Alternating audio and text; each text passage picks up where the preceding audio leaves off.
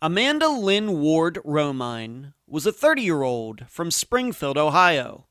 She was married but had no children and had been a dancer. On July 9th, 2013, Amanda was at her sister's, where she was staying. Amanda left the house, got into the car of somebody picking her up, and left.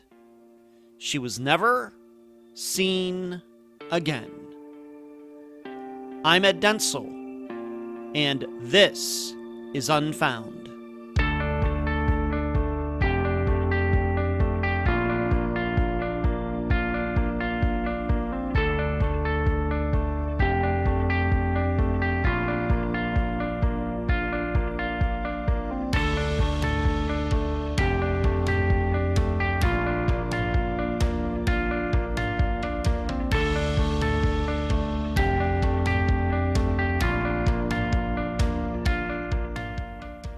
Ferris Bueller once said, "Life moves pretty fast. If you don't stop and look around once in a while, you could miss it." Little did I know when I was 16 years old seeing that movie how true that statement would be. Now, I'm 51. Well, 51 in a couple days. And I do wonder where the time has gone. Maybe all of you feel the same way. Yet, despite feeling like time is flying by, we put off things to later that we should be doing right now. This is the same situation with missing persons cases. As you all know, no family ever thinks a disappearance will happen to them. That only happens to others. That there's plenty of time to resolve grievances and to express emotions. Then there isn't. Well, in the disappearance of Amanda Ward-Romine, she had led a tumultuous life, but everyone thought she'd be around for a long time. Then Amanda was gone, and this reminds us that it happens quick. And now a summary of the case. This is brought to you by my friend Megan Lyonez's website, Charley Project. Amanda Ward-Romine was not like her siblings. The other three have lived on the straight and narrow path. Amanda, well, she liked to venture off into the brush and bushes. Amanda unfortunately got into drugs, and that got her put into prison, both state and federal. Amanda got out in 2009 and got married, her family hoping she would stay out of trouble. And she did. However, the marriage was turbulent, with Amanda showing signs of abuse. Yet, in early June 2013, Amanda went to live with her sister, preparing for a divorce. So, on July 9th, 2013, after a month in which Amanda's husband, Danny, tried to work his way back into her good graces, Amanda left her sister's house in Indian Lake, Ohio. Her sister's daughter saw Amanda get into a car being driven by a man who was not Danny. However, this man could have been one of Danny's friends named Larry. Amanda spoke to her sister later that day. She said she'd be back in a couple of days. She was never seen again. Danny told both Amanda's family and the police that he never saw her on July 9th or any day after. Yet, 2 months later, due to a curious renter, Amanda's DNA was found in the crawl space of an apartment owned by Danny in Springfield, Ohio. Still, no charges have ever been filed. We hardly ever talk about forensics on Unfound. Why? Because DNA very rarely ever plays a role in the investigation of missing persons cases. That is, until remains are found. However, as you just heard, forensics will be part of the discussion today. But still, Amanda is missing. What's the best way to make progress on this disappearance? By trying to answer these 3 questions.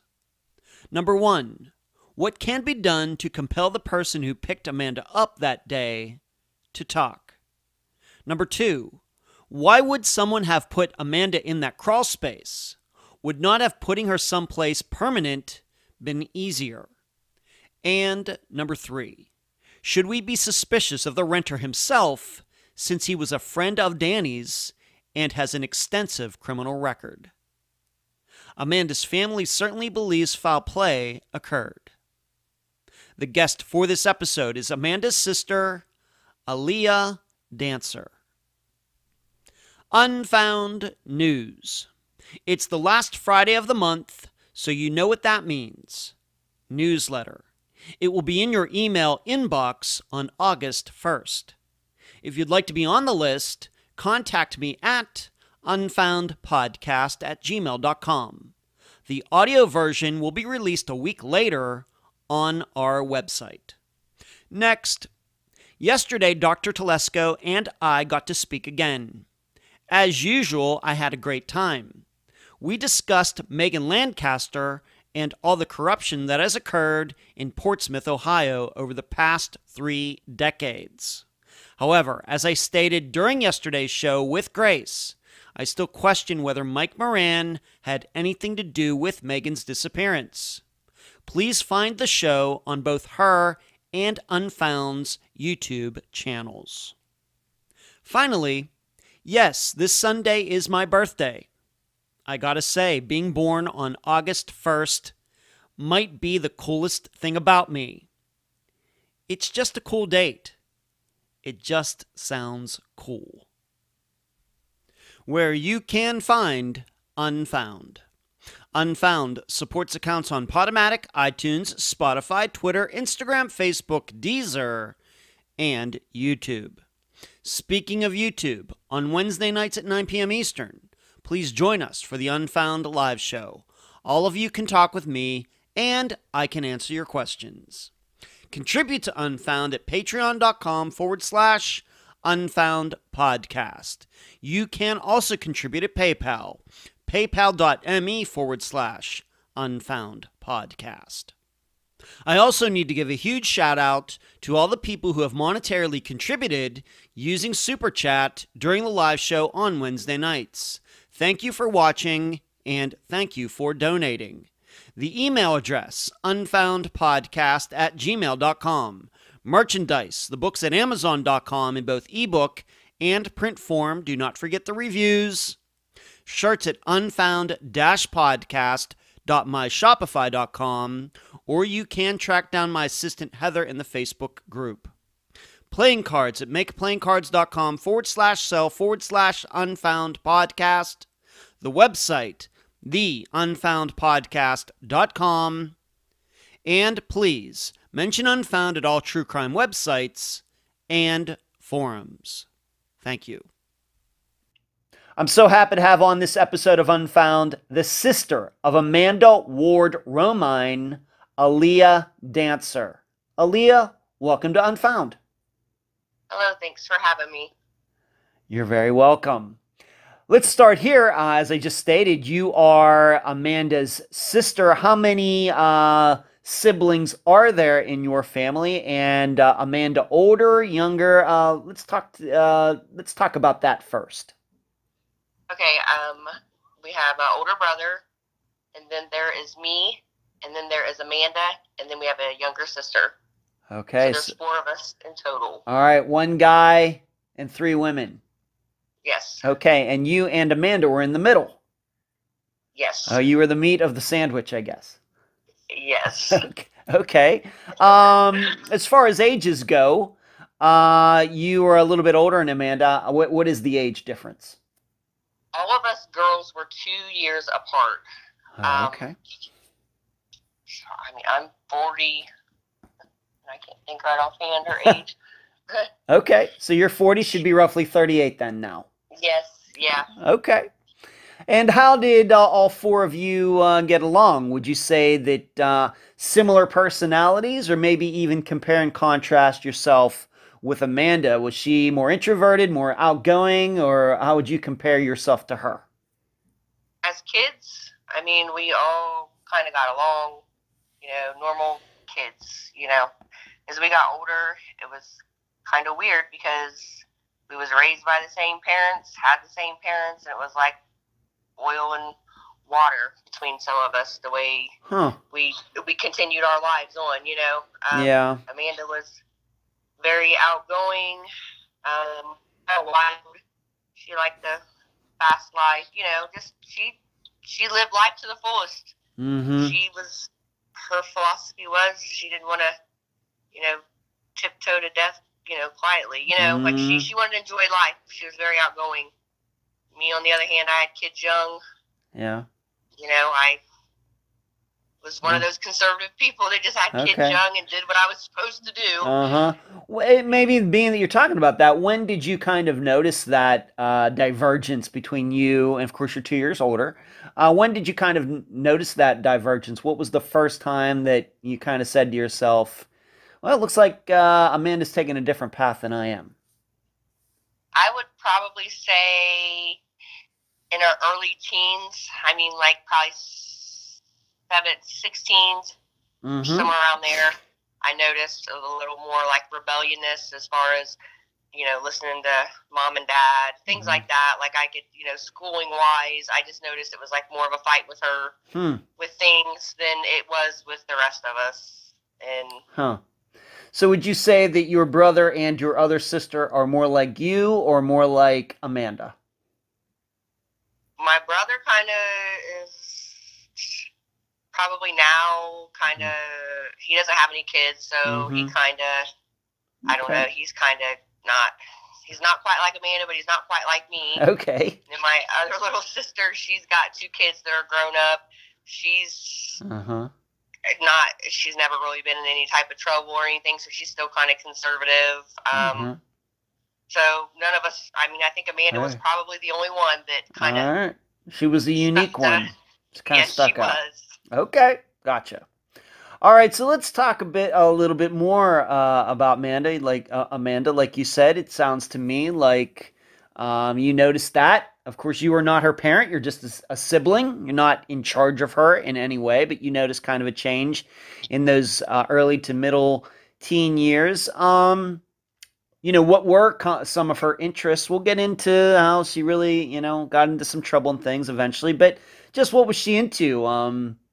Music-wise, other interests, you know, just give the listeners an idea of what you think of when you think of Amanda and what she was into. She liked to hang out with friends. Like, she always liked to be around crowds of people. And she was so funny. Like, she was always so funny.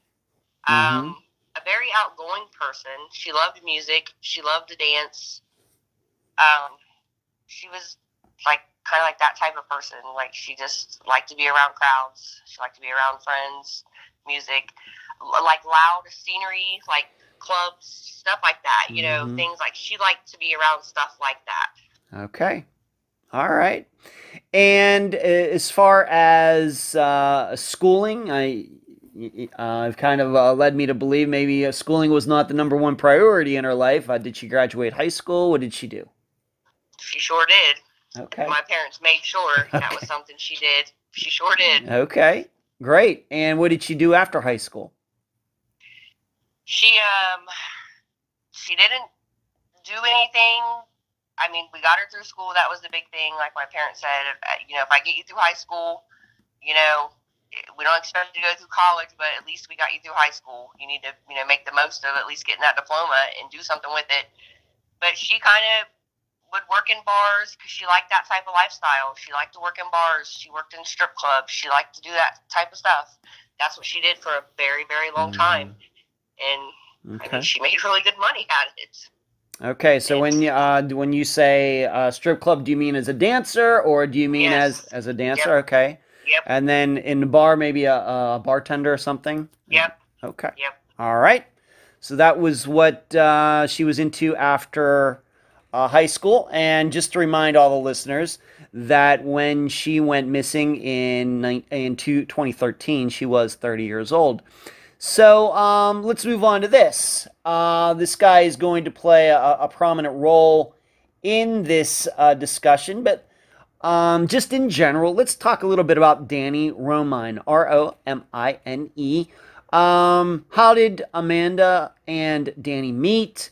Do you remember them first meeting? How long, of course they ended up getting married, but in general, what do you remember about those times when Amanda and Danny first met?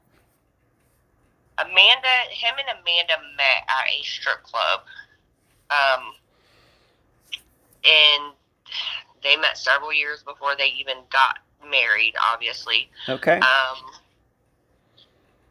then they kind of dated off and on. They'd see each other off and on. It never was anything serious for a really long time. Mm-hmm. And then Amanda kind of got caught up in some trouble. Okay. And then she got sent off. She got sent off to prison. Okay, we'll talk about that. And when she got out is when they ended up becoming a couple? Is that how you remember it? Yeah. Okay, Yep. And in general, if you can remember, what year might that have been? When she got out? Yeah, and then they started actually becoming a couple and then ended up getting married. Approximately what year? If she went missing in 2013, 2005, 2008? Hang on, let's see, 2000... Probably 2009, I would say. Okay. Yeah, probably 2009, I would say. Okay. Do you believe that's the year they got married? Did you go to the wedding?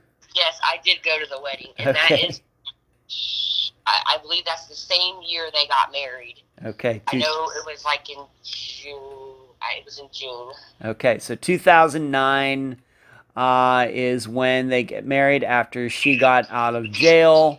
But they had known, you're leading us to believe that they might have known each other since maybe 2005, 2004. Oh, yeah, they knew each other for a long time. He actually sent her money in prison, took care of her, okay. So, yeah. Okay. All right, so she goes to jail. He keeps in contact with her, sending her money. They get out, or she gets out. They get married, and do they have any kids? No. No kids. Okay. No. Does Amanda have any children at all? No, she doesn't. She does not. Okay. No. Let's move on to this. Let's just move into some of these issues. You've kind of already talked about her going to jail.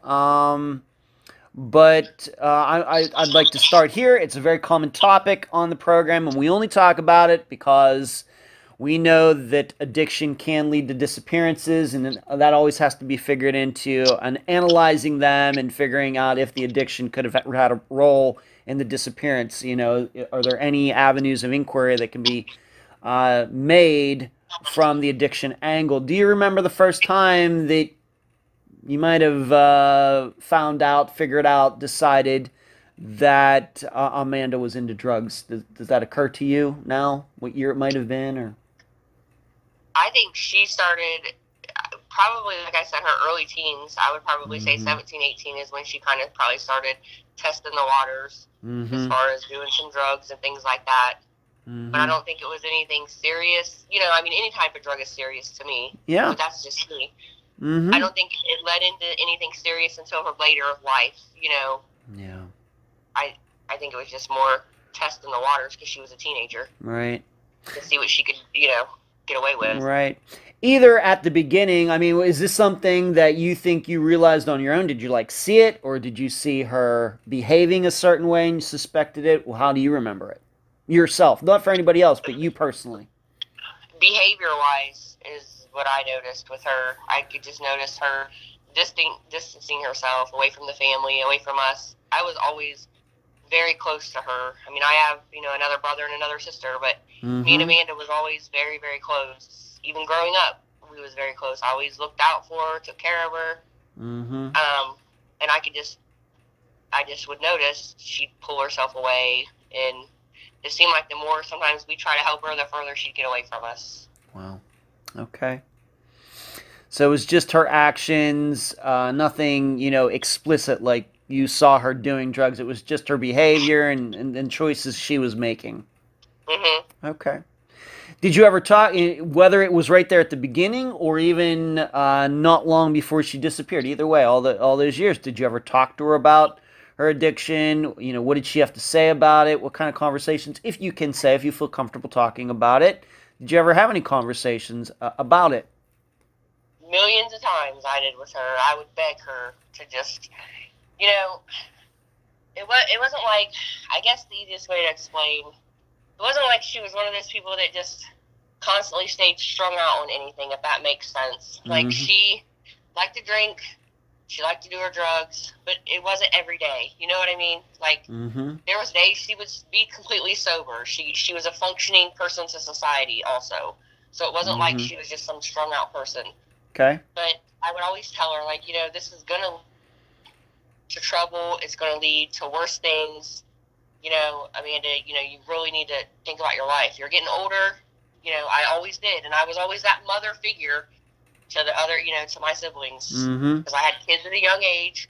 Yeah. Our mom was sick, you know, towards the end of life. You know, so I always looked out for the rest of the kids. And I begged her always. And she, you know, her big thing was like, she always felt like, because she didn't have any kids, that she just, like, didn't feel like she was needed or was ever, you know, like, she didn't have a reason to keep, you know what I mean, to keep herself together. Like, and it was... Yeah, I think I mean, I don't have any kids, as the listeners know, but I think what you're saying is sometimes people who are on that path, that they do end up having kids, it kind of puts a break on all of that. You know, that the kids kind of become the guardrails to keep, you know, the adults, the parents on the road.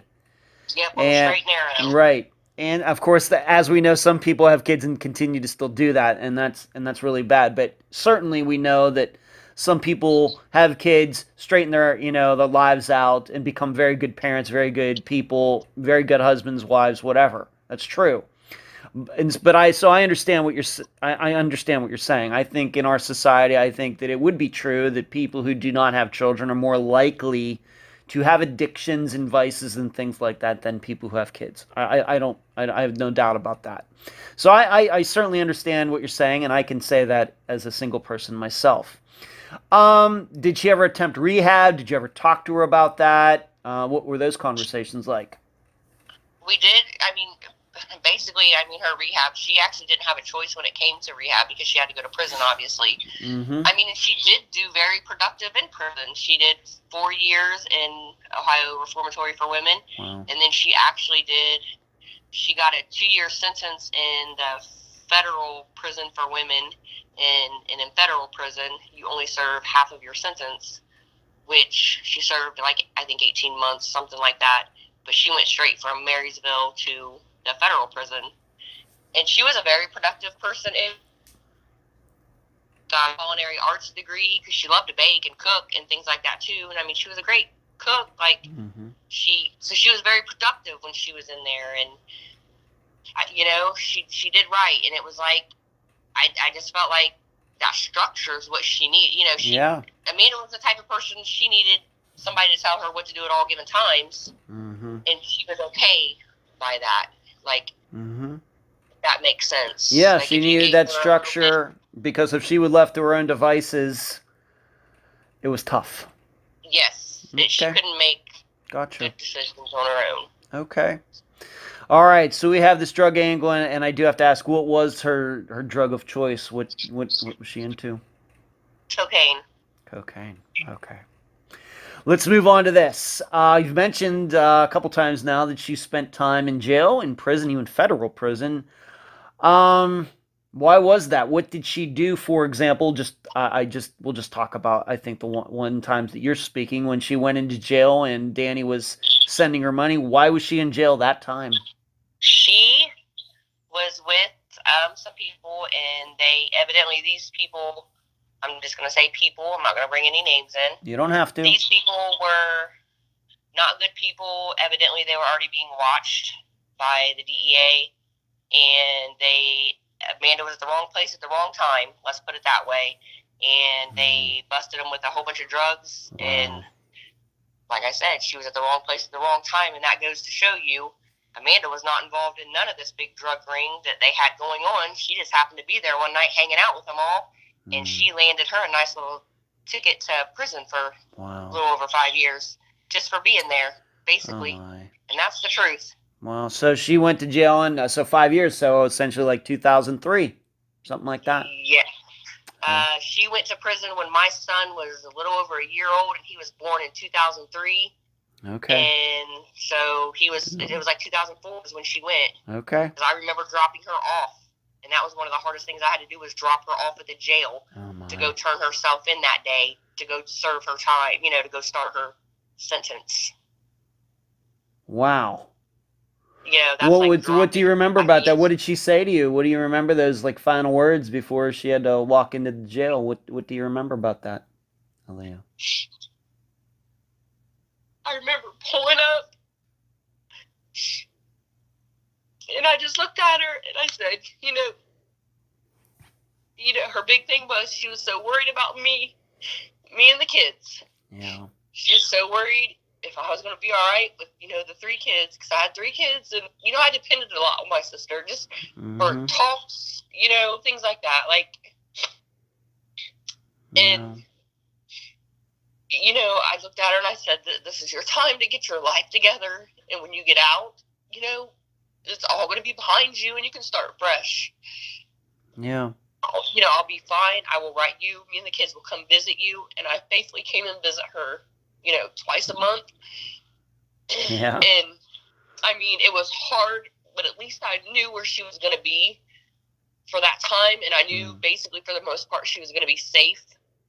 Because, I knew where she was going to be. I didn't have to worry about her out in strip clubs dancing or out drinking or being with the wrong crowd, I didn't have to worry about none of that. It was basically I felt like I was, dropping one of my kids off to prison. Because she was. I looked after her like one of my kids. Yeah. And so she was in there, like you said, for about 4 or 5 years. Yep. And she went from one prison, and she had to do federal time, too. Yep. And when she got out, which we knew when her out date was at Marysville, and the DEA agent was really nice. He was like, she's going to have a 7-hour pass. He's like, I got a 7-hour gap to get her there. He's like, you and your dad, I will meet you guys at a restaurant. He's like, I'll let you guys spend a couple hours with her so she's not shackled, nothing like that. She had been in prison for 5 years. So we got to meet up with her for a couple hours and got to see her before she went on to the next prison. Wow. And, yeah, it was... And so you went to see her twice a month all that time? Yeah, sometimes even more faithfully with 3 kids in tow. I took the kids, because I also wanted my kids to see my 2 oldest daughters. They was old enough to realize I wanted them to see, because some people was like, you shouldn't do that. No, I want them to see this is what it's like if you don't act right and follow the rules in life. This is where you go. This is what happens to you. Right. So this is a situation where you go and there's like the glass and you're on one side, she's on the other, or? Well, no, in prison we got to see her, physically sit at a table, see her and stuff like that. But to get in, you got searched, you got hunted down. Even the kids included. And you went through, I can still remember the way I felt. We would go through one door. Once we got searched and everything, you'd go in this holding cell type door, and then you'd go to another door, which was outside. You could walk across to go into the visiting hall. And I can still remember every time I'd go, I'd get really bad anxiety because all I would see was this barbed wire around me. I would never make it in this place. I don't know how people, me personally, I would never make it in there. I would get such anxiety just when I would walk across, just being locked in there like that. Yeah, I agree with you. I feel the same way about myself. Okay. So she gets out, and as we've already talked about, she eventually got married to Danny Romine. But let's talk a little bit more in depth about him and about their marriage. What kind of marriage was it? We have to remember if they got married in 2009, she went missing in 2013, so they were married for roughly 4 years. What was that time like? Explain it to the listeners. Well, it was great like any other, I mean, Danny was a nice guy. Like, I met him. I mean, he always was really nice to me and my kids. I mean, he always spent time with my kids.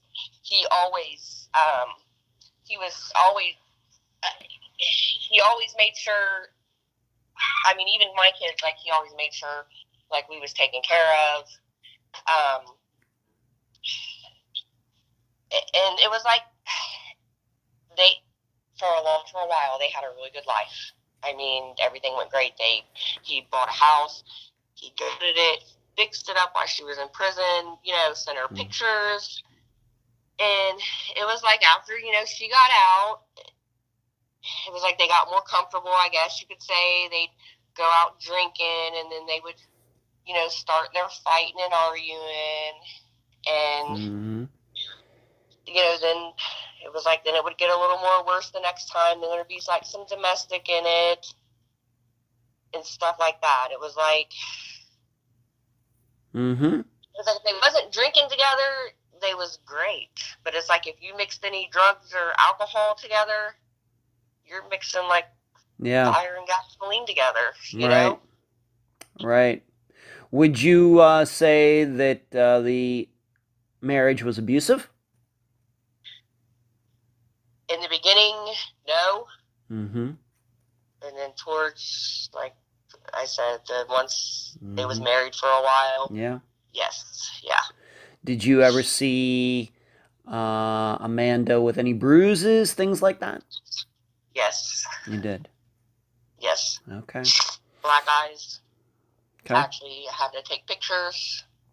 But, yes. Okay. Did she, of course, we'll get to eventually 2013, but in, let's say, 2011, 2012, any charges filed, 911 calls, police showing up at the house, things like that?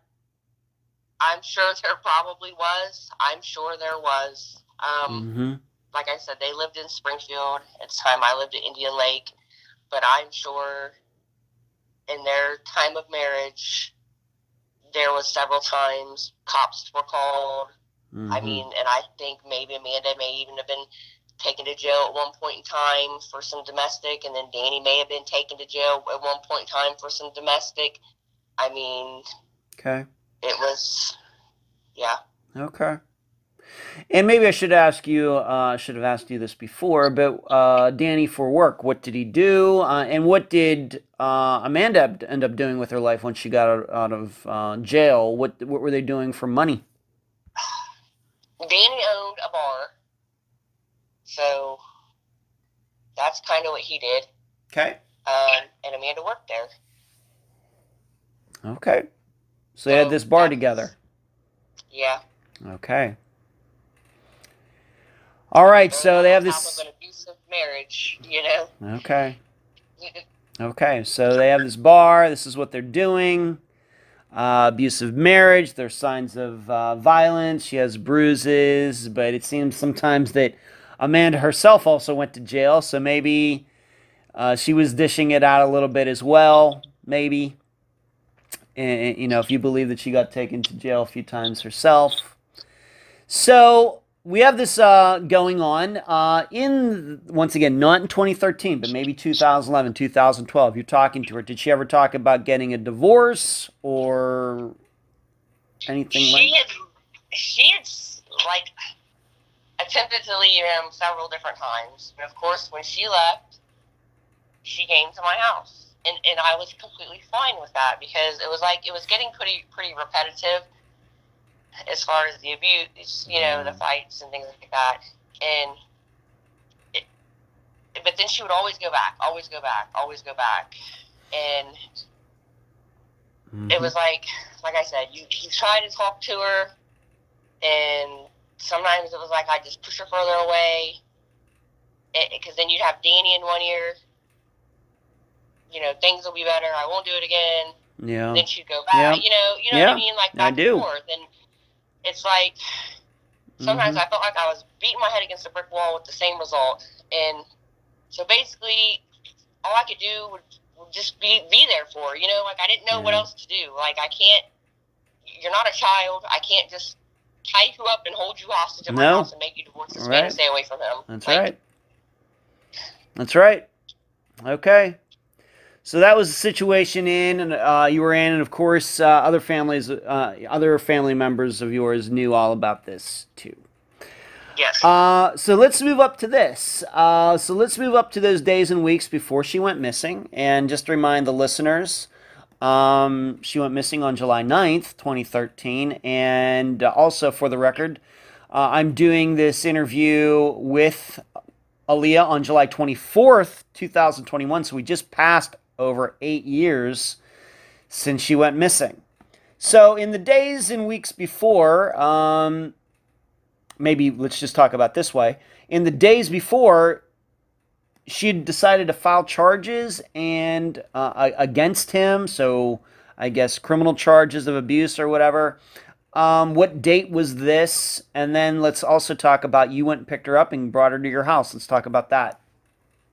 I would probably say it had to be probably, I was maybe a month before she went missing. It could have been maybe 6 weeks.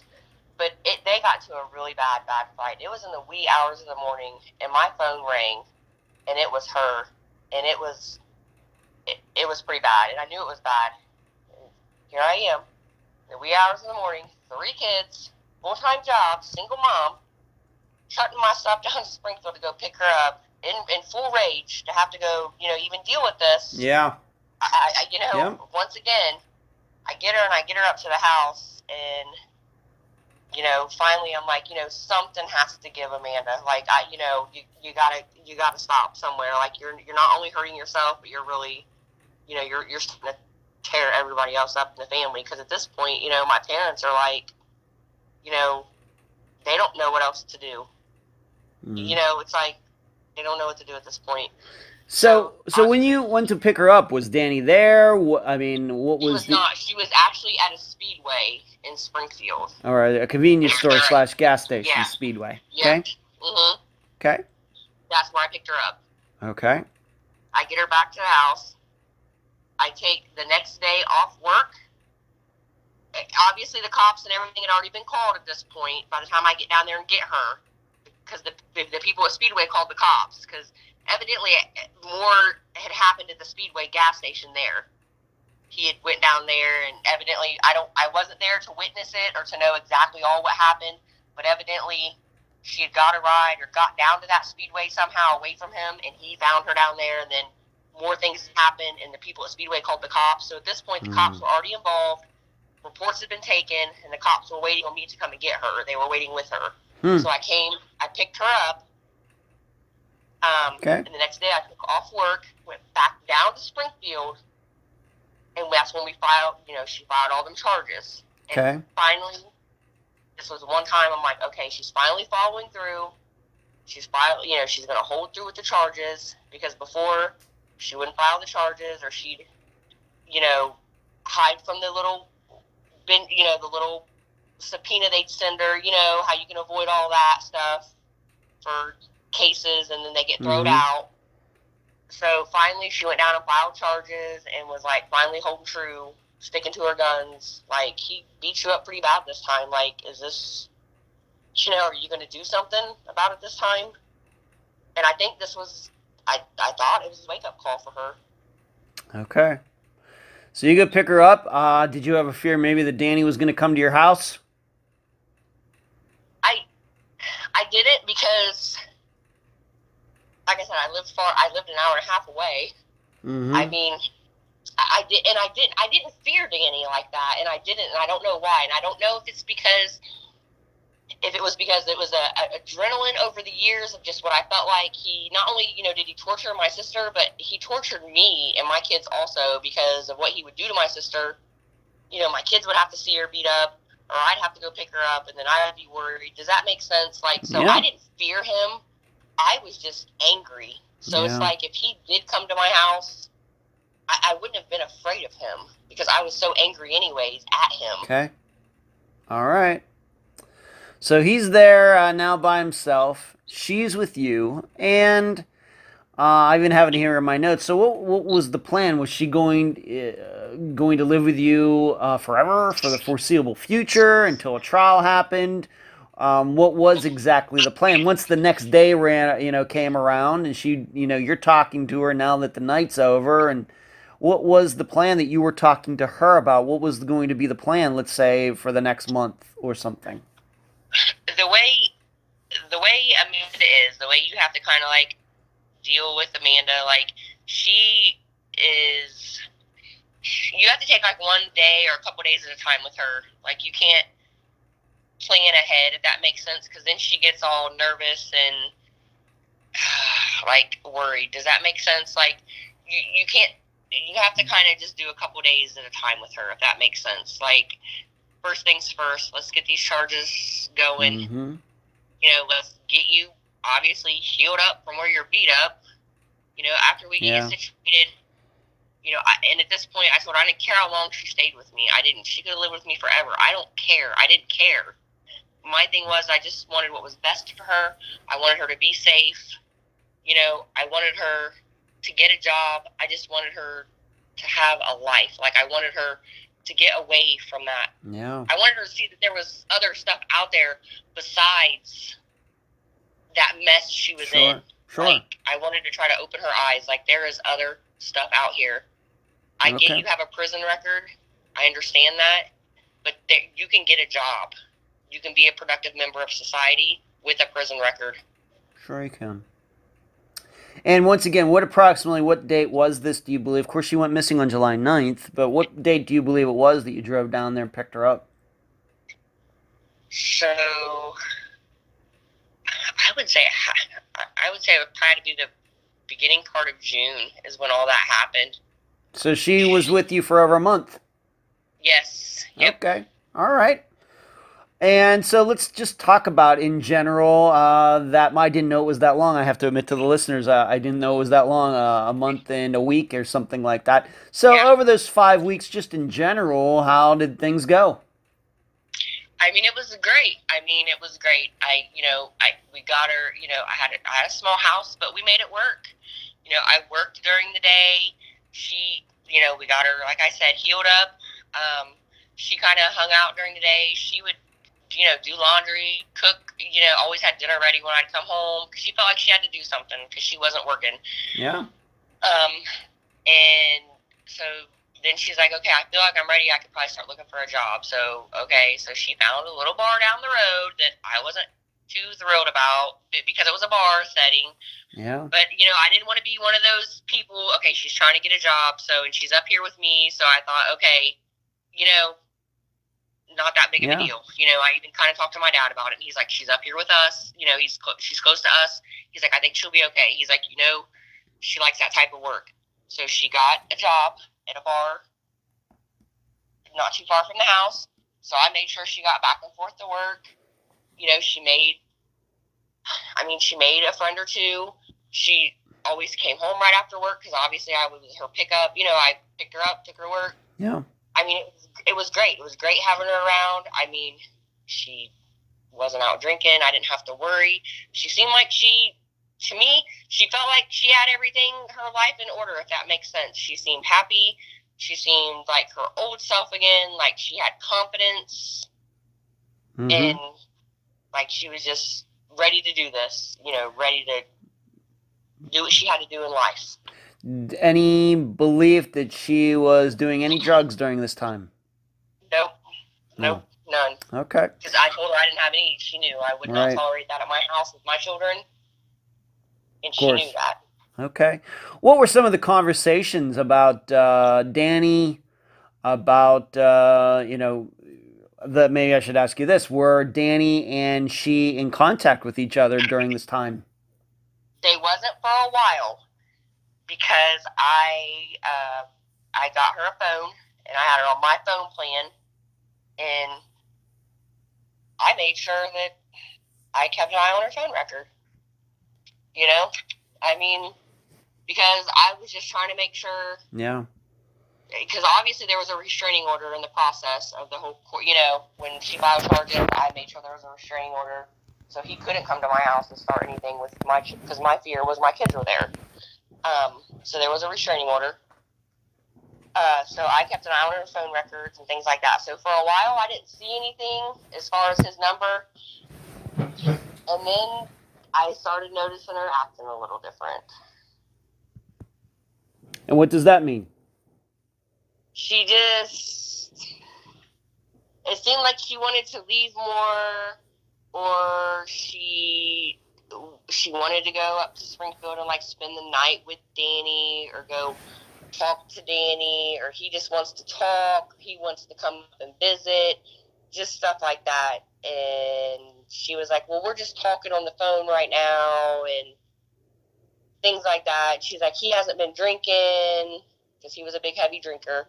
She's like, and he hasn't been drinking, he's really gonna, you know, try to change his ways, he, you know, he wants to work this marriage out, things like that. And what'd you say to her when this would come up? I just looked at her and I said, okay, so if he really wants to change his ways, I said, then why don't he go get in some rehab for his drinking and for his drugs? And then after that, why don't you guys go seek some marriage counseling? Right. I said, and then, you know, maybe still stay apart from each other. I said, because obviously there's hand problems involved. I said, people like to put their hands on each other. I said, and someone's going to get seriously hurt. I said, which you almost did. Yeah. I said, so if he really wants to work things out, he's going to go above and beyond. And he wouldn't be asking you to come home after a couple of weeks thinking he's not drinking. It takes more than a couple of weeks for me to be on the straight and narrow to prove your point to someone. Right. Okay, so for a while they were not in contact, but then they started talking, which I'm sure was a bad sign to you. She's having some different behavior, and, you know, maybe you started to have some doubts. Yes. Okay. All right. So let's now move up to July 9th, 2013. What do you remember about that day? How did it start? What did you do?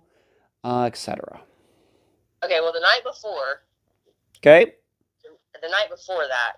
Okay. She had come to me and she's like, she wanted, because it was a Thursday night. She had come to me, I was in the kitchen, and she's like, I think I'm going to go to Springfield for the weekend. And I just blatantly, my mouth fell open, and I mean, I looked at her and I said, are you out of your freaking mind? Mm-hmm. And so my kids were there, and I said, you know, let's go out to the porch. So we got to the porch, and I'm like, you know, I don't feel like this is a good idea. I was like, I just have this feeling that just something's not sitting right with me. She's like, it'll be fine, I'll be all right, because I'll be back Sunday. And I'm like, I don't think it's a good idea. I said, you know, if you really need to see Danny, or if he wants to see you, I said, why don't you plan on him coming up here maybe Saturday? I'll be home all day. You know, as much as I dislike this man, I would have much rather him hung out around me, whatnot, so I was home.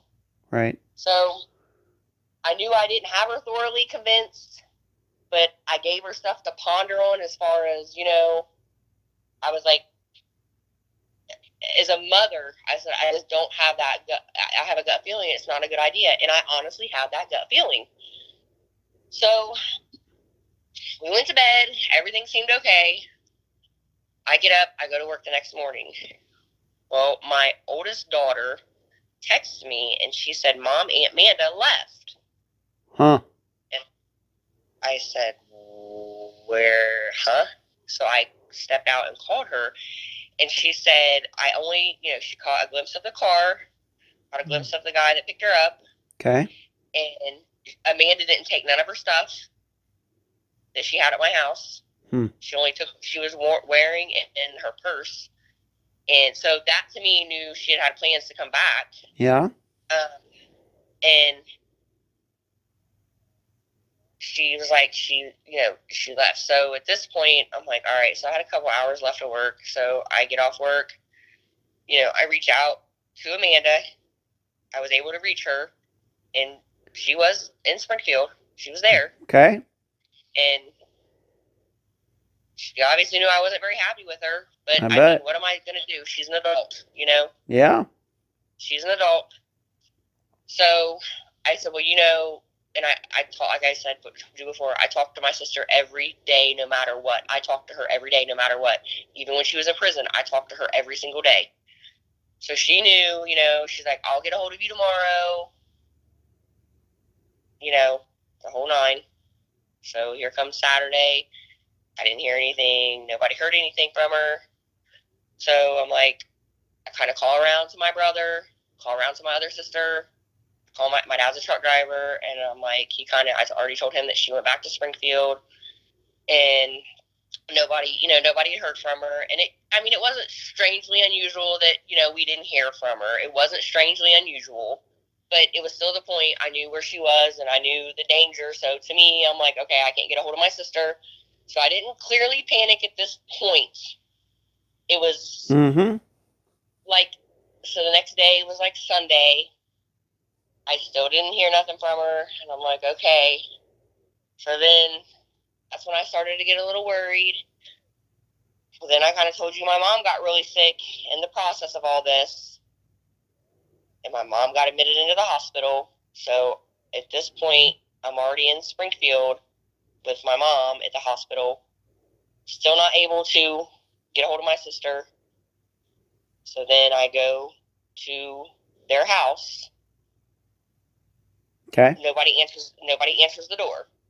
So my gut feeling is like, I knew where Danny's parents lived. And I'm like, okay, let me just go there. I don't know why I had that feeling. I don't know what sent me there. I just went there. So when I went there, as soon as I walked in the gate to go up to knock on the door, like, he answered the door, and he was like, she ain't here. I don't know where she is, and closed the door. Danny was there. Yes. Danny was at his parents' house. Yes. Okay. Wasn't at his house. He was at his parents' house. At his parents. Okay. And all then right. I knew. And so you didn't even say any words to her. He just volunteered, she's not here, and slammed the door. Yep. Okay. Let me ask you some questions just to clarify a few things. When you did call her on July 9th, that would have been the day that she got picked up. In that phone call, did she ever say who picked her up? She did not. And she wasn't willing to give me information who picked her up. All right. How long would you say that phone call was between you and her on July 9th? Just a few minutes. It was just Okay. a few minutes. I was at work. Okay. And, it was just a few minutes. Did she give you any idea of what her plans were? Anything like that? Did you get any idea of where she was when you were talking to her?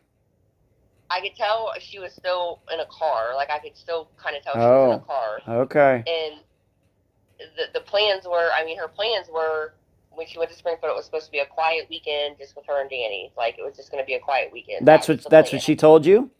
Yeah, that's what she told me that Thursday evening before, like, she left. And she's like, it was just to spend some time with them and, all this. And she's like, it was going to be a quiet, weekend. And, I kind of knew better, but. Mm-hmm. All right, so it's possible the reason she didn't want to say who picked her up is because she was in the car with that person? It's a possibility? Possibility. Okay. So is that the last time you ever spoke to her? It is. Okay.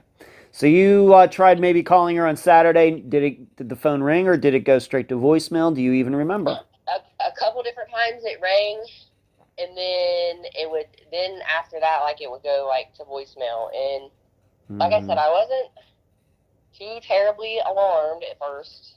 It was, I was, but I wasn't trying to, like, panic, because, like I said, she was an adult. It was more Sunday when I really was like, wow. And that's when I panicked Sunday. All right, so you went down there, and you're saying that your mother got sick because of this? She was worried, or was this something else? No, my mom had some underlying health conditions. Okay. So this brought you to the Springfield area, so it was, I guess, convenient for you to go, like you said, to Danny's parents' house. Did you say that you went to where Danny and Amanda lived? Yeah, I went there first. And nobody was there? Nobody was there. Okay. Did you go to the bar that I guess they owned it together, but did you go over there? I didn't. That would have been my third stop. That would have been your third something stop. Drew me to his parents' house. Okay. Like I said, I don't know what, but something drew me to his parents' house. Okay.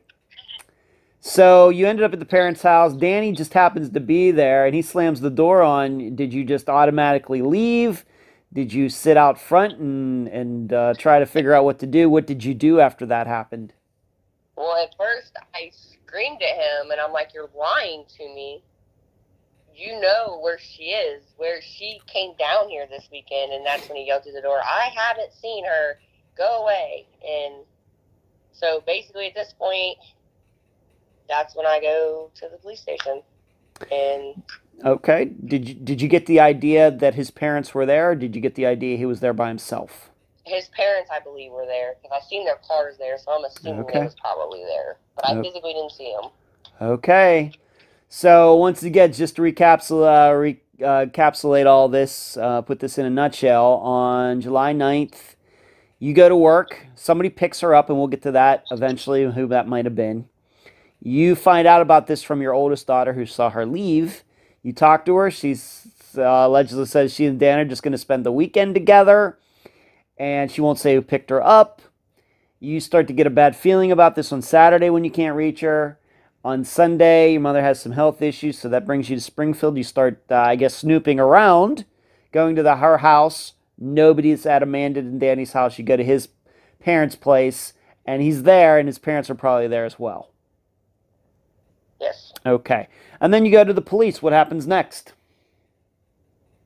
Well, at first, when I go down there, it's kind of like, blatantly kind of just look at me like, well, she's an adult, there's not too much we can do. And it took a whole lot of persuasion and to be like, something's not right. And then kind of once I finally got someone to like really listen to me and was able to have them like, pull them up, look at their names.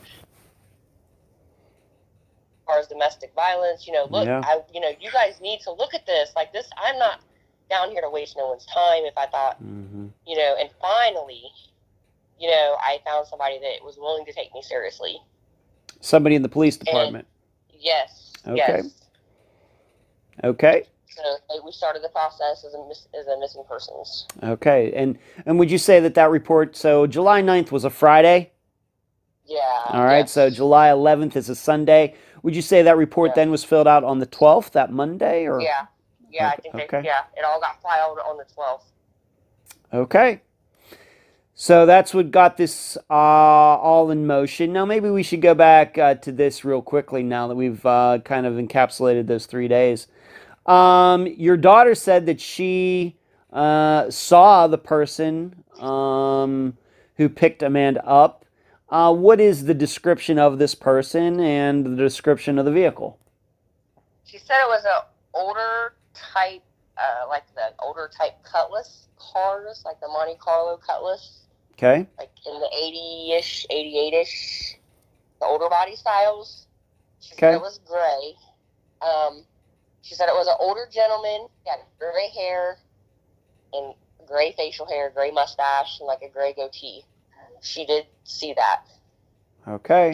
The thing she found, and at this point, you got to think she's 15, 16 years old. So, they're not, she's not, she was pretty observant. Yeah. She was able to tell what Amanda wore out the door. Okay, that's good. I'm glad there was a witness to all this. She did say that the big thing she noticed about the whole situation was the guy didn't pull up in the driveway. He pulled up out front of the house like he wanted a fast getaway, like, for Amanda to hurry up, come out and leave, like, to be fast. Yeah. She did know that she found that suspicious. Okay. So he wouldn't have to back out of the driveway. Right. Okay. So did you have an idea when this description was given to you by your daughter, did you have an idea of who this might be? I didn't at first. It kind of took a minute because, like I said, I had so much going through my mind. Yeah. It took me a minute to kind of realize, like, okay. And once I was able to kind of sit down and start thinking, I did have an idea who it was. All right, we'll just use his first name. What's the person's name that you suspect picked her up? Larry. Okay. So what we're saying is that she might have been going to see Danny, but Danny was not the one who picked her up that day. No. Okay. All right, so the police get involved, and do they go to speak to Danny? Do they go to speak to Larry? What do you find out from the work that they do? So first off, when all this first goes down, they bring us family in, kind of talk to us. Then they go to bring Danny in. They do get to speak to Danny once. Mm-hmm. And then he ends up luring up. Wow, that was fast. Yeah. And it was very briefly talking to him. Like, I mean, it took a lot to drag him down there, to get him down there to talk to him. And when they finally got him down there, like, it was very lengthy. He kind of was like, I want a lawyer. Okay. So. Did he even admit seeing Amanda on July 9th? At all? Didn't. Nothing. Mm-mm. Okay. Nothing. All right. Did the police speak to Larry? They did. And what happened there? Larry said he never seen her, never picked her up, nothing. So he's completely denying ever being at your house that day? Completely, yes. And would you say that he drives, to your knowledge, does he drive a car similar to the one that your daughter described? I honestly can't answer that. I don't know. You don't know? It's something I couldn't honestly answer. Okay. So we still don't know that 8 years later? No. Okay. Now, we should know, though, everybody should know, that you've told me, though, that there were sightings of Amanda on July 9th after she got back to Springfield. I'm not sure if we were to believe them, but just explain what you've been told, where she might have been seen, etc. So when we started sharing around about her missing on Facebook, how the police make up a thing, like missing adult with her picture and whatnot, and the police share it on, their website and whatnot, so I copied, pasted it, shared it on mine, sharing it around everywhere. We hang up missing person posters, and my phone would not stop, and I mean, when I mean not stop, it didn't stop. People would swear they would see her on corners prostituting. You just missed her. You just missed her. She just got in this car. Like, I mean, I would spend days in Springfield on I called them dummy missions. I would be led to abandoned houses, abandoned woods, like places where if somebody wanted to probably make me disappear, it wouldn't have been very hard, because at this point my main concern was finding my sister. I didn't care about my well-being, and now that I sit here and think about some of the dumb things I did, I'm like, wow, something seriously could have happened to me, because that's how invested I was, of following these leads, trying to find my sister. I even wired up with the police with someone that tried to say they seen her or whatnot. Like, you name it, I did it. Okay.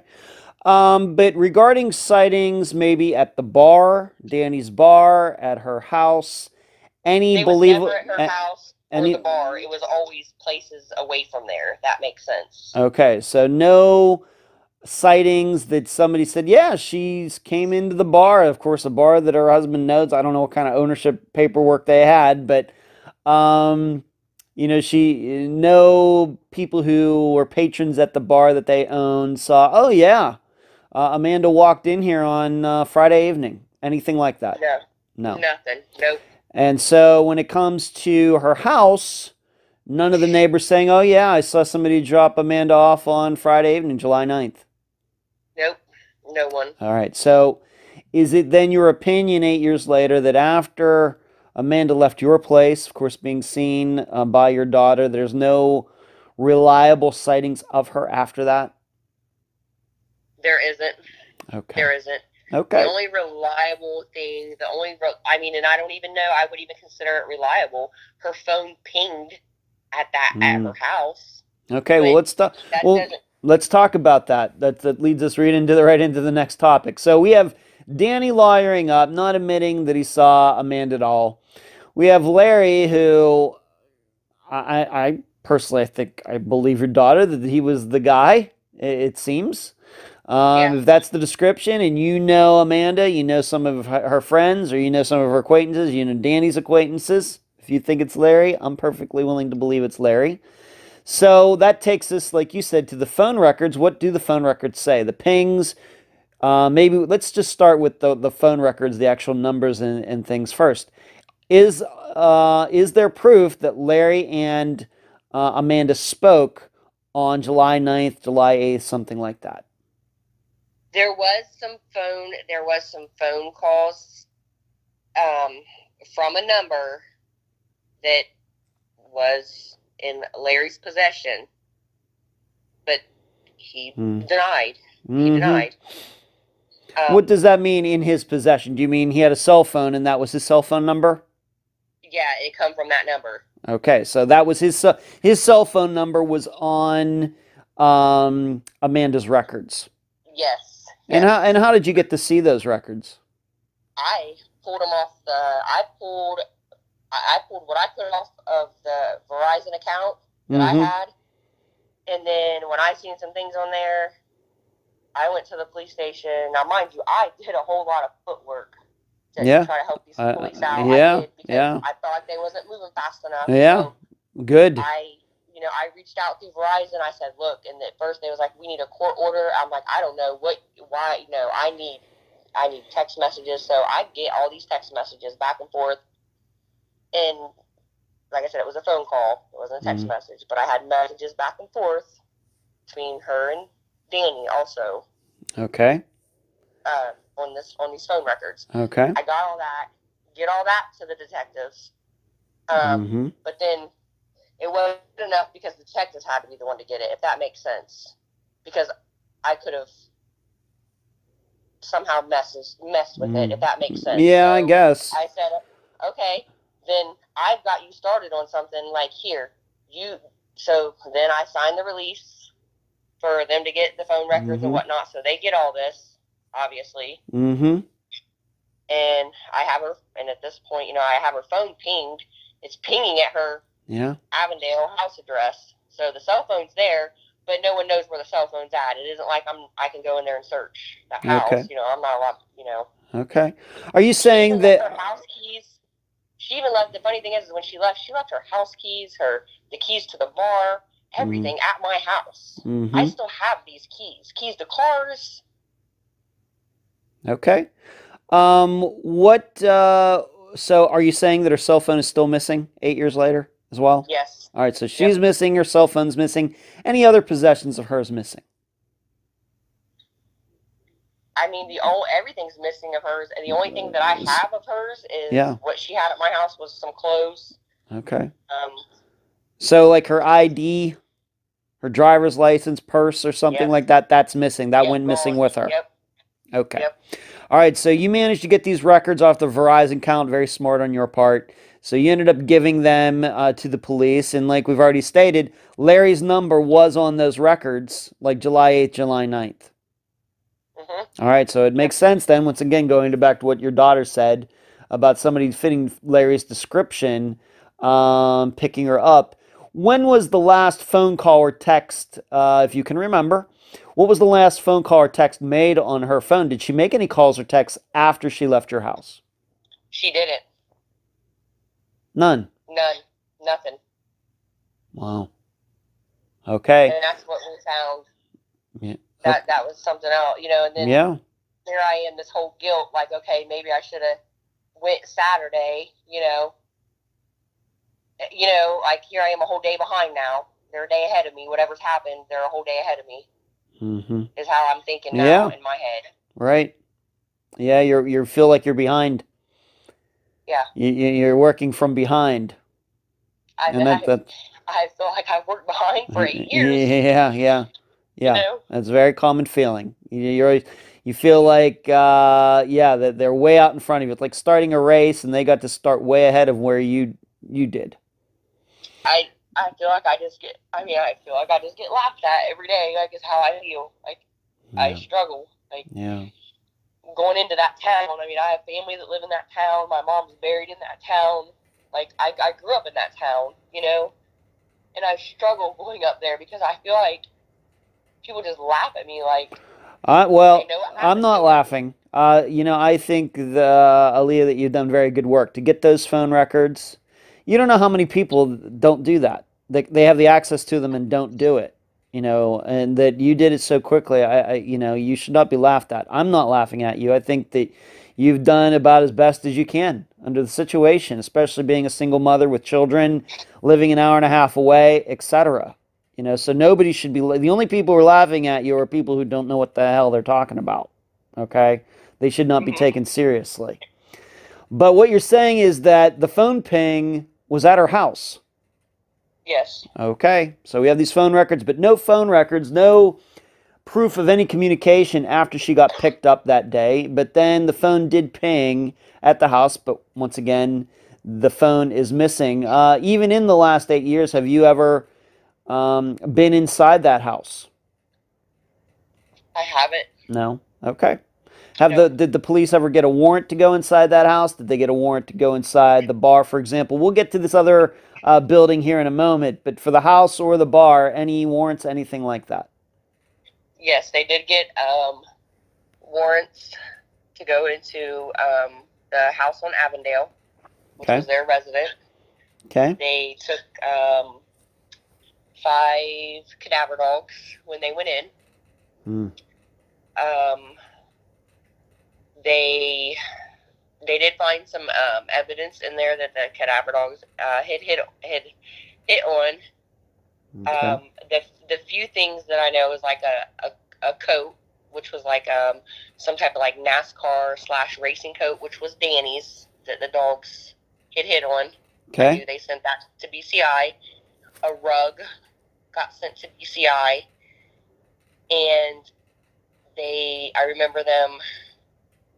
They jackhammered up some of his basement because the dogs had hit on some concrete down there. Wow. And then there was a shed type thing out behind their house.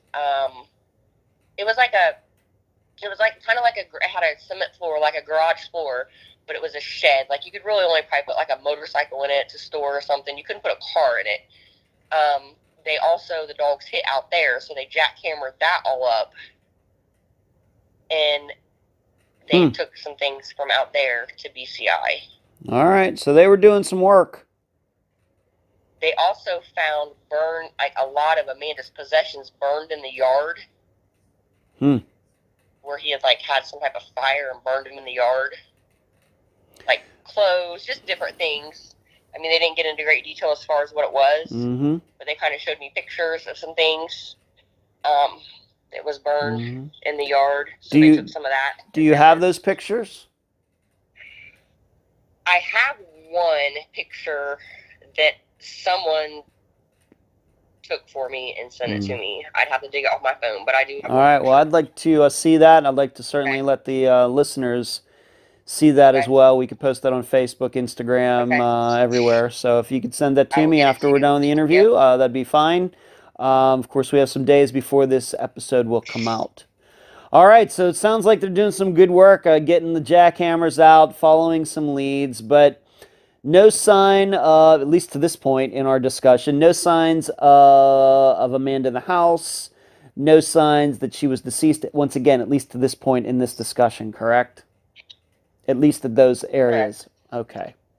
But they're doing good work, and once again, we have to remember that Danny totally lawyered up regarding this. Larry, of course, anybody else that the police talked to that they thought might have knowledge of Amanda's disappearance beside Larry and Danny? They talked to Danny's parents, which they lawyered up immediately also.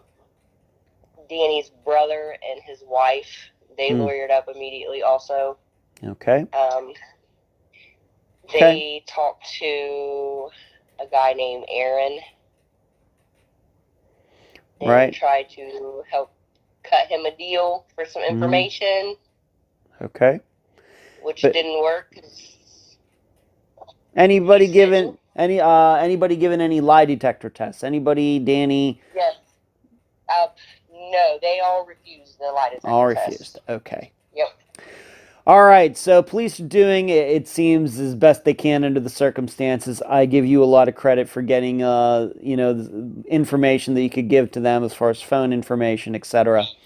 This brings us to the renter story, which you may not know this, Aaliyah, but the listeners surely know that we don't talk too much about forensics on Unfound simply because usually there are none. Even if there are, people wouldn't know where to look to find them. DNA, blood evidence. Usually, it's mostly person here 1 second, gone the next. No signs of violence, nothing. That's usually the way it is. But it seems that Amanda's at least a little different. Could certainly be different. When did this story about the renter and this rental property pop up?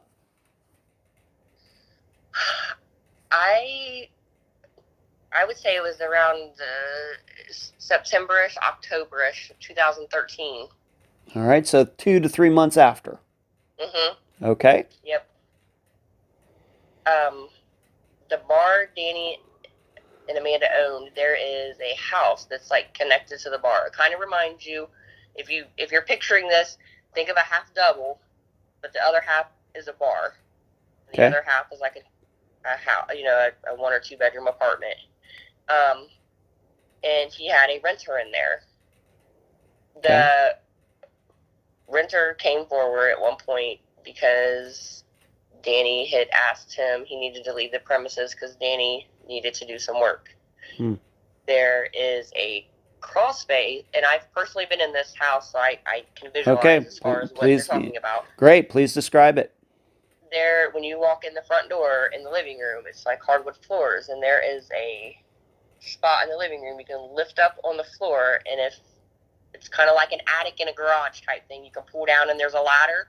Well, this is just something that's in the floor, it comes up out of the floor, and you can go down into the crawl space and access pipes or whatnot into the house. It's not really big, but it's good size. Okay. Supposedly Danny needed to do some work in the house, had to have the renter out of there for a while. So the renter left and whatnot. And then it wasn't too long after that, the renter reached out to the detectives. Mm-hmm. And the detectives came.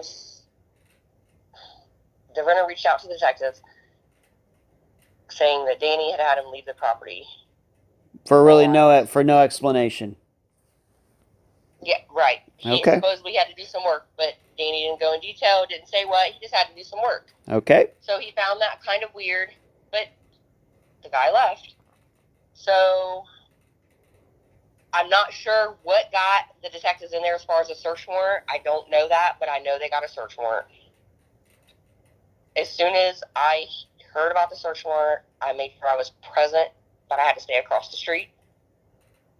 So I stayed across the street. I did watch them carry out brown bags. BCI was there. House was taped off. It was there for a very long time. And took a week or two, 10 days. I finally get back, the detectives get back with me. They call me in. And at this point, they've been, really good about as far as what they're finding, what they have found, and what they're doing. So at this point, they called me in and they was like, we did find some things, but we had to send them out to BCI. So before we can even tell you what we found, whatnot, we can't say because it has to be clarified through BCI.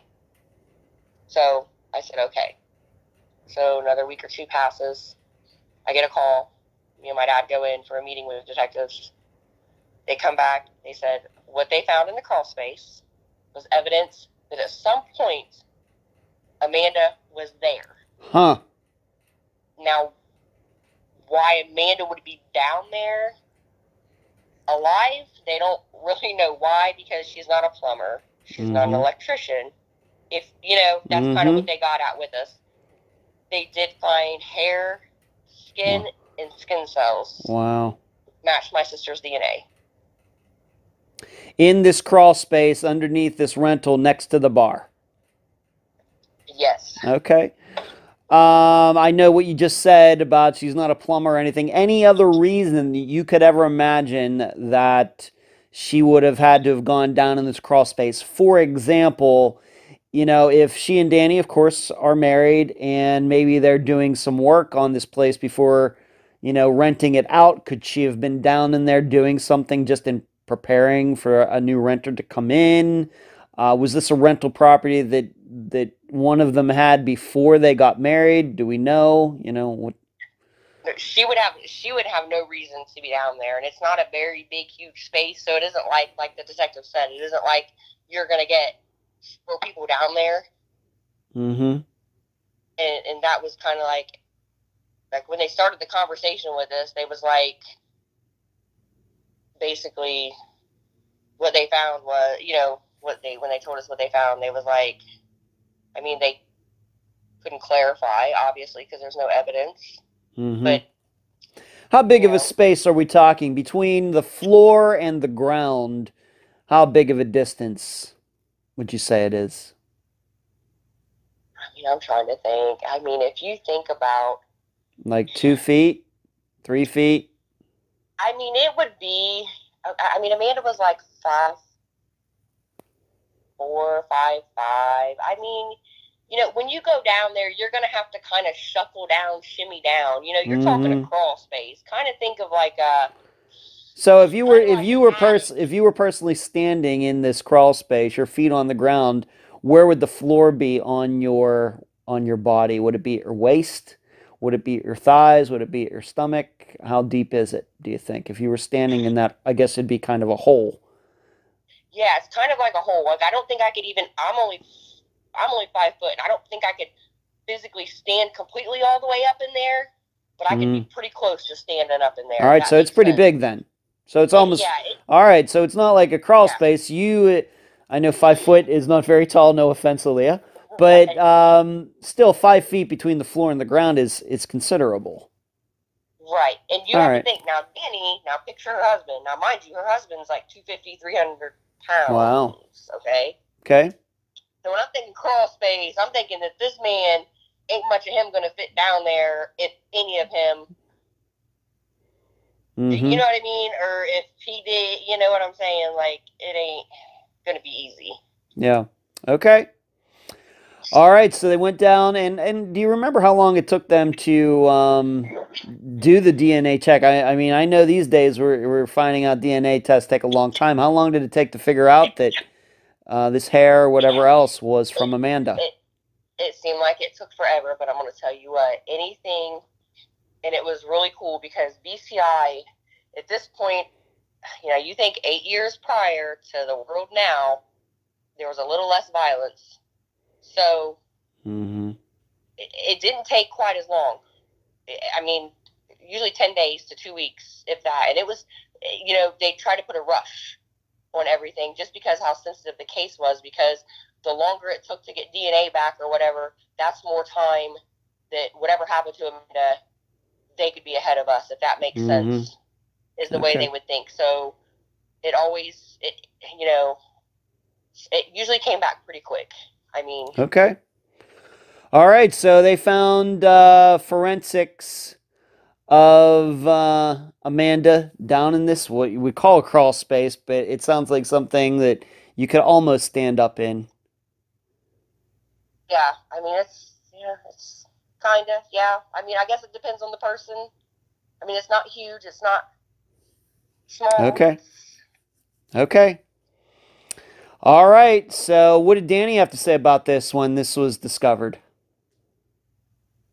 Well, he didn't know anything about it. And at this point, he's lawyered up. So anything the detectives found or whatever obviously went through the lawyer. And like I said, there's not everything I know about the case.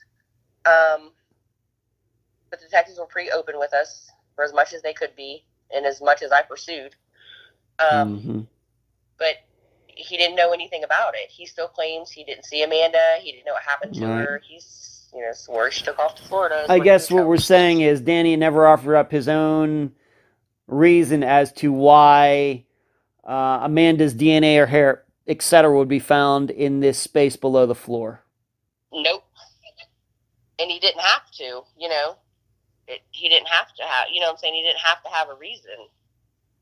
Because he was a suspect. They was looking at him. Okay. He knew that.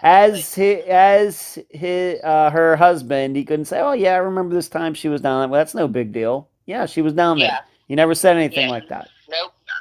Okay. Now, the problem, though, as we discovered recently when you told me who the renter is that the guy who was a renter was a felon, too, correct? Yes. All right. So that maybe presents a problem, and he's a friend of Danny's, correct? Yes. All right.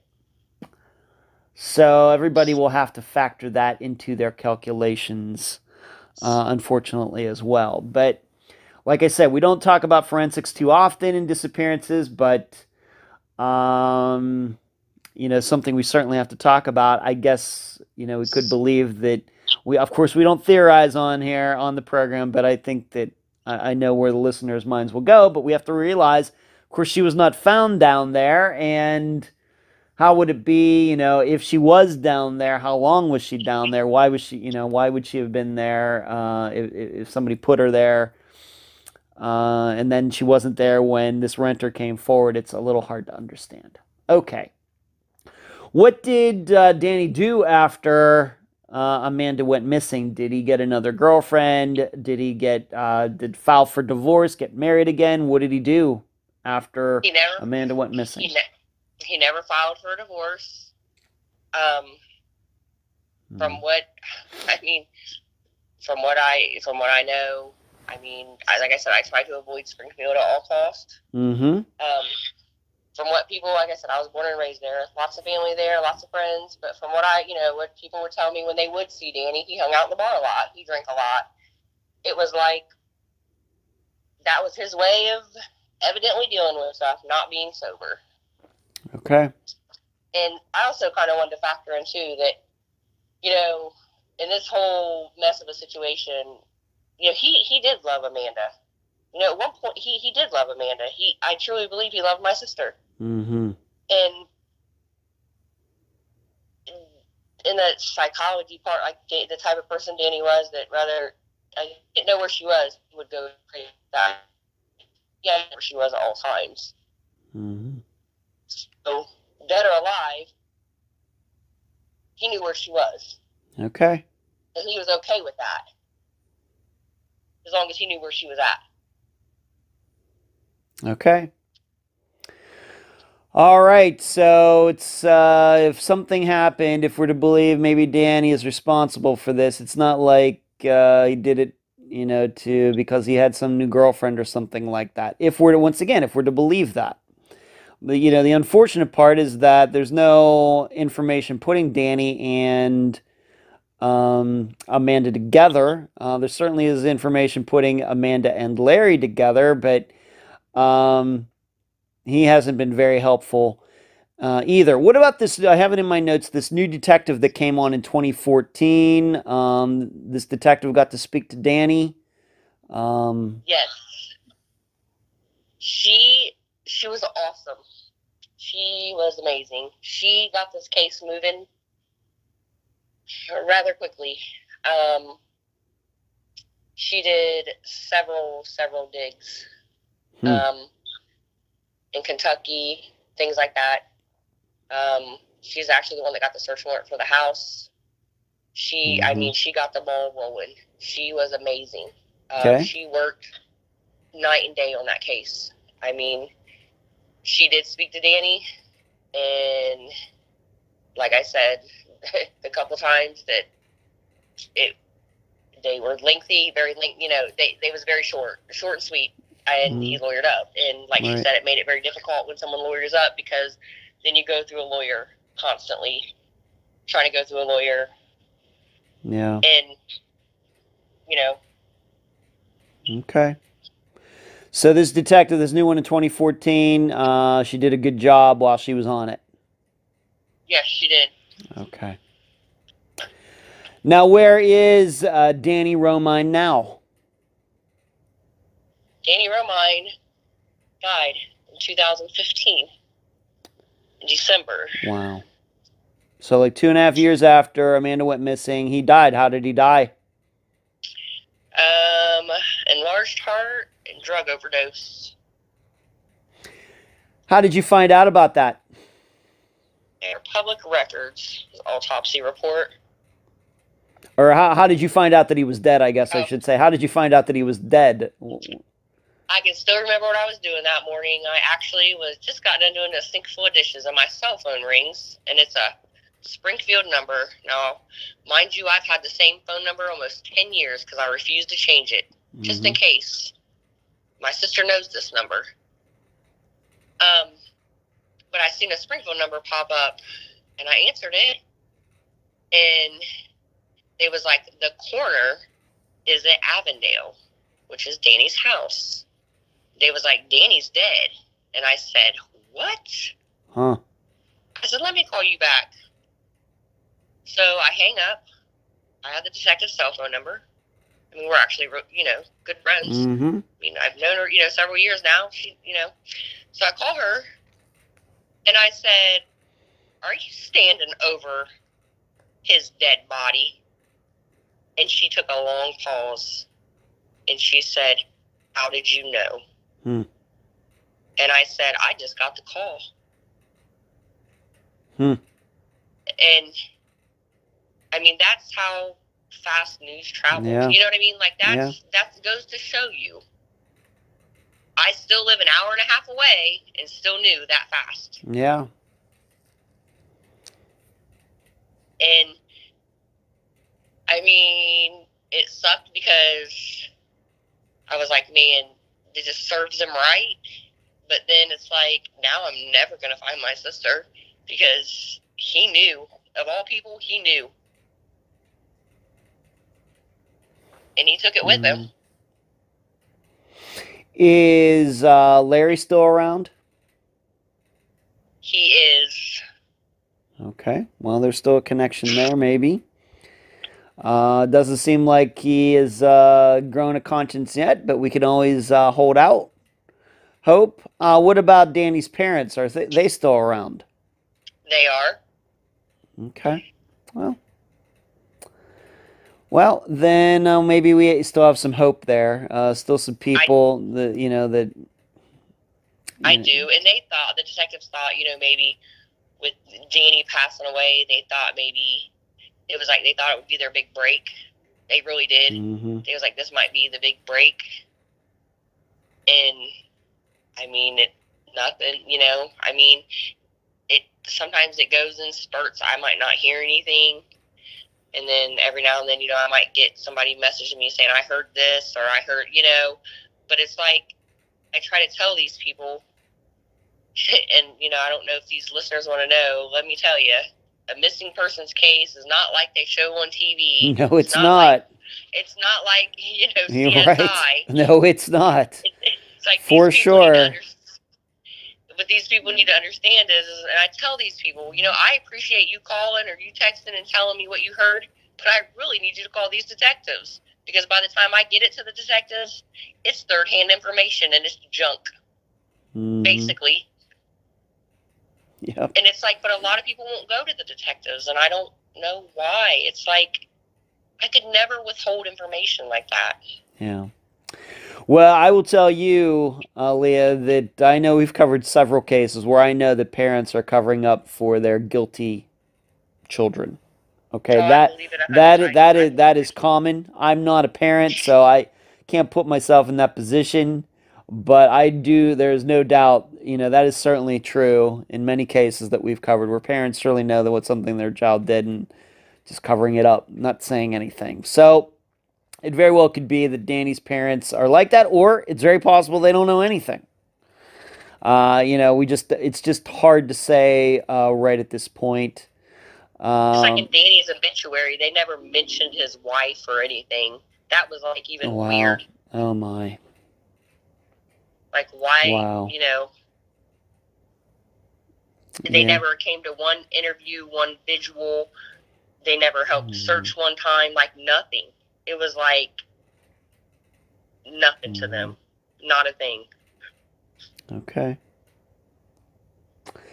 How has this affected your family? Of course, we know you are Amanda's sister, but about your older brother, your younger sister, I think you said at some point that your mother has died since Amanda went missing. Is that correct? Yeah, my mom passed away August 16th of 2013. So really not long after Amanda went missing.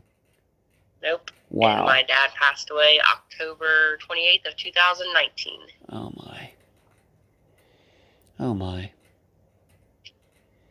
I mean, it's... Mm-hmm. I mean, I don't know. It's hard. I mean, I think about her every day. Yeah. I think of ways that I can keep her name out there. I just don't want people to forget. Right. You know? I mean, closure would be nice.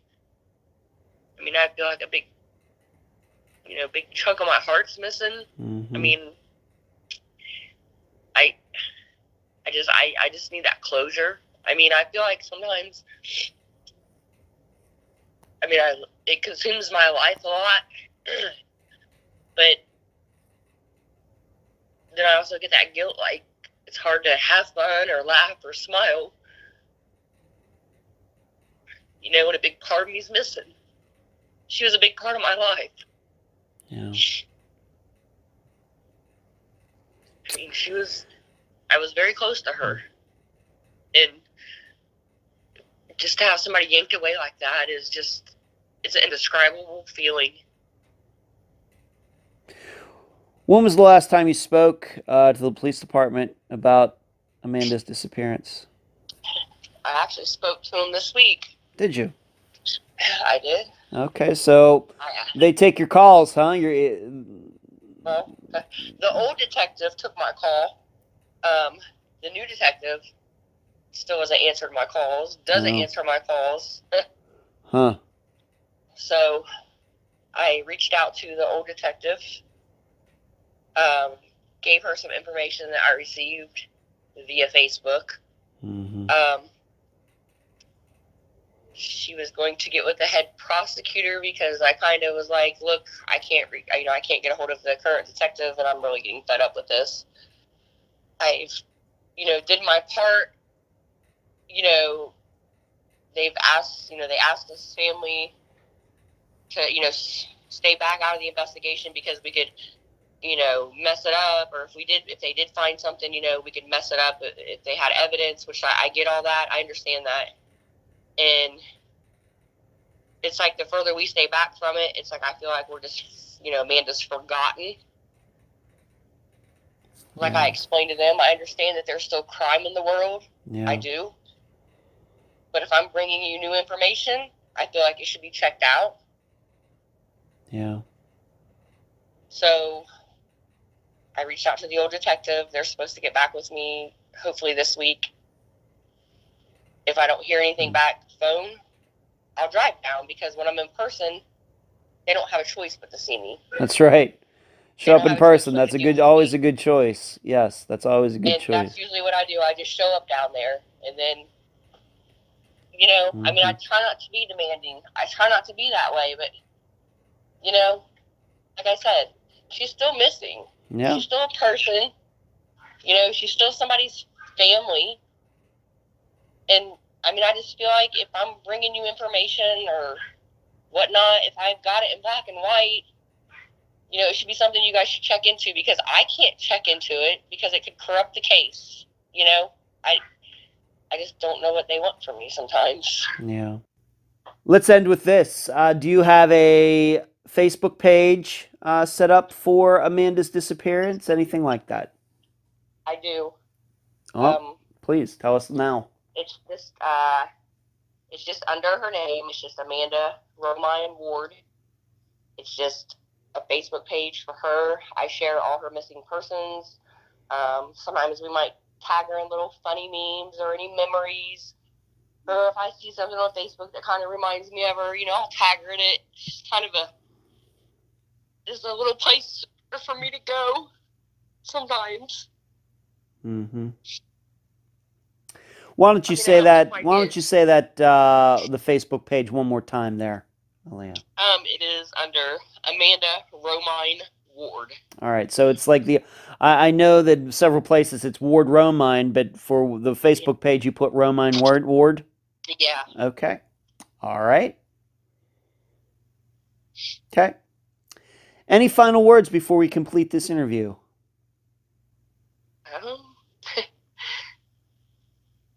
Don't fight with your family or your siblings. If you do, make it right, because they can be gone so quickly. And I hate to see that. I see that so much. People fighting with their siblings or their family. Yeah. And I wanted to tell you, life happens so fast. I never got to, my last conversation to my sister is not what I wanted. And had I not, I didn't even know it was going to be my last one. No. Yeah, there's whether it's a disappearance like this, or a sudden death, or a car wreck or something like that. That you never know when those are going to be the last words you say to somebody. It's true. Yeah, I mean, you don't think it can happen to you. You don't. I mean, I'm not gonna lie. I never in my life thought I'd ever, have to deal with something like this ever. And here I am. Yeah. Still 8 years later, fighting, just trying to figure out. Well, I will try to assist you as best I can, Aaliyah. As long as her case is unsolved, you can call me, text me, email me anything, that pops up. I always want to be a resource for you. I know there's a lot of people you cannot trust in the community, but I think I am a person you can trust 100%, and I will always give you good advice. So, I appreciate it so much. You're taking the time to do this for me and for Amanda. I'm so grateful. You're very welcome, and I appreciate you being on this episode of Unfound. Thank you. You're welcome. And that was my July 25th, 2021 interview with Aaliyah Dancer, sister of Amanda Ward-Romine. I thank her for joining me and all of you on this episode. As you heard, Aaliyah and I discussed some pictures during the interview. Those can now be found on Unfound's Facebook page, our Twitter feed, the website, and Instagram. There are some points to talk about that came from the interview.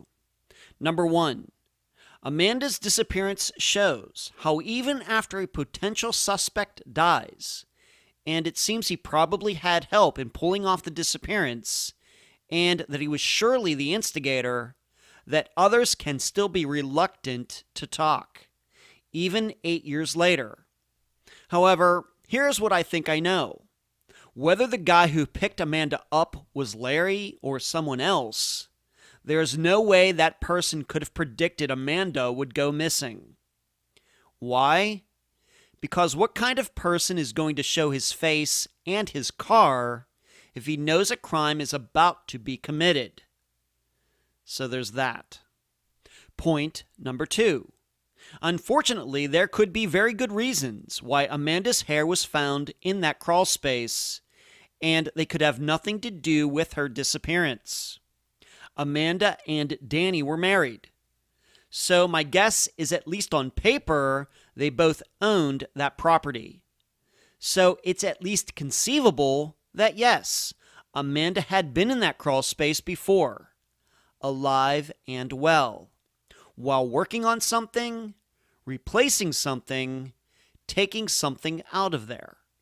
Because I have to admit that I'm confused as to why someone would put her in there, only leave her there for a short time, then move her. Because any transporting of her remains once, twice, 3 times would have only increased the chances of getting caught. Point number 3, and this is the final one. I think Aaliyah made a great point at the end of the interview regarding to make full use of the time you have left and to not leave arguments and such hang out there. But this should also be a message to investigators. There isn't endless time to figure these disappearances out. Because with Amanda's case, Danny being deceased only makes things harder, whether you believe he is the only suspect or not. The time is now for all these cases. Why? Because it happens quick. I'll leave the theorizing up to you. And that's the program. If you found it informative, please go to the app that you use to listen to Unfound and give this podcast a nice review. I thank you for listening. I'm Ed Densel, and you've been listening to Unfound.